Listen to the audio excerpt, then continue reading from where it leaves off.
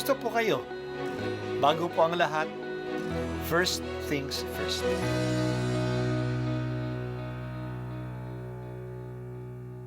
Good morning po. Sinisimulan po natin ngayon ang first things first.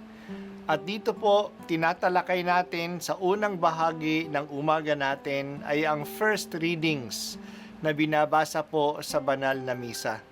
Ito pong tinatalakay natin kasi madalas po kasi marami na tayong alam tungkol sa gospel readings. Pero konti po ang nagsasalita sa first readings. Pero ang first readings, bahagi din po yan ng Biblia, ng banal na kasulatan. Kaya susubaybayan po natin ang mga first readings, basahin po natin at kuminsan kailangan ng basahin ng 2 o 3 beses bago maintindihan kasi hindi po tayo familiar sa mga istorya at sa mga kaisipan na tinatalakay dito.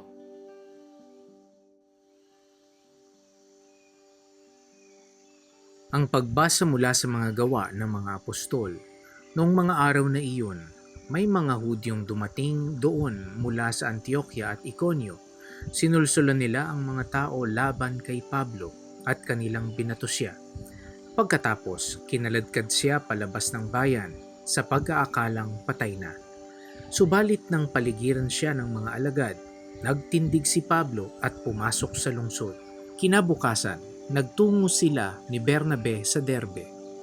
Ipinangaral ni na Pablo at Bernabe ang mabuting balita sa Derbe at marami silang nahikayat na maging alagad. Pagkatapos nagbalik sila sa Listra, sa Iconio at sa Antioquia ng Pisidia. Pinatatag nila ang kalooban ng mga alagad at pinagpayuhan na manatiling tapat sa pananampalataya. Magdaranas muna tayo ng maraming kapighatian bago makapasok sa kaharian ng Diyos. Turo nila sa kanila. Sa bawat simbahan, humirang sila ng matatandang mamamahala at matapos manalangin at magayuno, ang mga ito'y ipinagtagubili nila sa Panginoon na kanilang pinananaligan. Tinahak nila ang Pisidia at nakarating ng Panfilia. Ipinangaral nila sa Perga ang salita ng Diyos at pagkatapos ay bumaba sila sa Atalia. Mula roon, naglayag silang pabalik sa Antioquia. Dito sila nagsimula ng gawaing ginanap nila matapos silang itagubilin sa pagkalinga ng Diyos. Pagdating doon, tinipon nila ang mga kaanib ng simbahan at isinalaysay ang lahat ng ginawa ng Diyos sa pamamagitan nila at kung paanong binuksan niya ang daan upang makapanampalataya ang mga hentil at mahabang panahon silang nanatili roon kasama ng mga alagad. Ang salita ng Diyos. Salamat sa Diyos. Dalawang katangian ang makikita natin sa pagmimisyon ni Bernabe at ni Pablo. Una, hindi sila tumitigil sa kanilang gawain kahit na may mga oposisyon. Pangalawa, ino-organize nila ang mga mananampalataya sa mga lugar na dinadaanan nila. Ang mga nag-uupos kay Bernabe at kay Pablo ay ang mga Hudyo na hindi naniniwala sa kanila at mga naiinggit sa kanila. Kasi marami silang nahahatak. Hindi sila naniniwala sa kanilang message na si Jesus ay ang ipinangakong Kristo. Pinatunayan ng mga alagad na si Jesus ay ang Kristo sa kanilang pagpapahayag ng kanyang muling pagkabuhay. Naiinggit ang mga leader sa mga Hudyo dahil marami ang mga tao ang naniniwala sa pahayag ng mga alagad.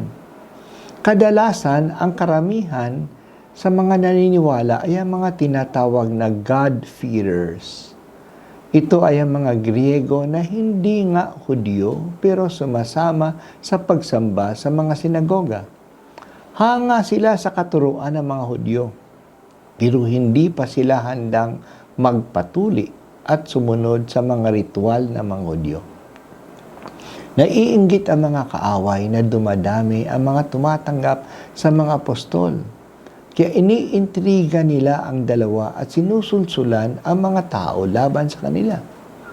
Hindi ba ganito rin nangyari kay Jesus? Sinulsulan ng mga leaders ng mga Hudyo ang madla at sumigaw na ipako si Jesus sa krus, pati na si Pilato at si Herodes ay kanilang sinulsulan. Kaya ngayon, sinusulsulan ng mga kaaway na galing sa Antioquia, ng Pisidia at ng Iconio ang mga tao sa Listra at kinaladkad nila si Pablo at si Bernabe at binato si Pablo sa labas ng lungsod. Akala nila patay na si Pablo kaya iniwan na siya. Pero tumayo uli si Pablo at kasama ni Bernabe patuloy nilang binalikan ang lungsod na napuntahan nila. Ang Derbe, ang Listra, ang Iconio at ang Antioquia. Nag-identify sila ng mga leaders doon.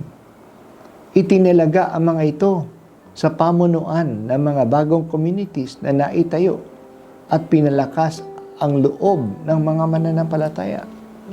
Saka sila bumalik uli sa community na nagpadala sa kanila. Ang community sa Antioquia ng Syria. Doon nagbigay sila ng ulat sa mga naganap at sa paglago ng pananampalataya sa mga lugar na pinuntahan nila. They reported to the community that sent them. Hindi lang sapat na matanggap ng mga individual si Jesus. Kailangan siya na mamuhay bilang Kristiyano kasama ng iba. Kaya kailangan na siya ay mabibilang sa isang Christian community. Ito ang dahilan bakit hindi lang nagpahayag ang mga apostol at gumawa ng mga himala. Sila ay nag-organize din ng mga Christian communities. Hindi makakaroon ng community na walang leaders. Kaya sa bawat pinupuntahan ng mga apostol, sila ay nagtatalaga ng mga leaders na magpapastol sa bagong mga communities. So belonging to a Christian community is important. Para sa marami sa atin, ang ating community kinabibilangan ay ang parokya. May iba na may mas maliliit pang communities na kinabibilangan. Yan ay ang mga BECs, ang Kriska o munting sambayan ng Kristiyano, o may mga specialized groups na kinabibilangan tulad ng Knights of Columbus, Legion of Mary, Charismatic Groups, Couples for Christ, El Shaddai at marami pang iba. Kailangan natin ng community na siya ang magsusustain sa ating buhay Kristiyano at kung saan may isa sa buhay natin ang utos na magmahalan tayo. Ano ba ang Christian community na sumusustain sa aking buhay Kristiyano? Salamat o Diyos sa community na ito.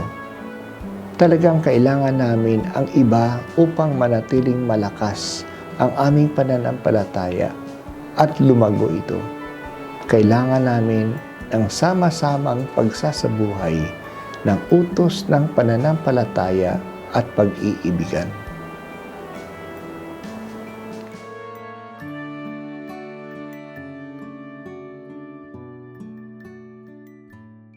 At ako po ay si Bishop Broderick Pabilio dito sa First Things First.